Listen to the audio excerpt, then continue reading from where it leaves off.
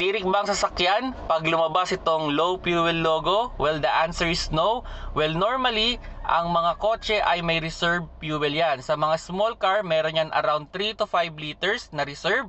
Kung sa oras, pwede pa yan tumakbo ng around 30 minutes to 1 hour. Or kung sa kilometro naman, around 25 to 50 kilometers pa yung matatakbo ng kotse kahit naka low fuel logo na sa inyong dashboard. Pero mga paps, pag lumabas yan, just a reminders, magpagas na kayo kagad. Kumbaga, wag nyo nang i-push. Kasi hindi nyo masasabi, baka bigla na lang kayo tumirik dahil sa walang fuel. Pero minsan, lumalabas din yan. Halimbawa, mayroon kayong gas, okay naman yung gas ninyo, pero nakailaw pa yan, pwedeng may problema naman kayo sa inyong fuel pump or fuel filter. Kaya pag lumabas yun, I highly recommend na dali nyo na kagad sa trusted repair shop ninyo para ma-check yung inyong sasakyan. So yun mga paps, no, huwag mag-aalala, hindi pa kayo titirik.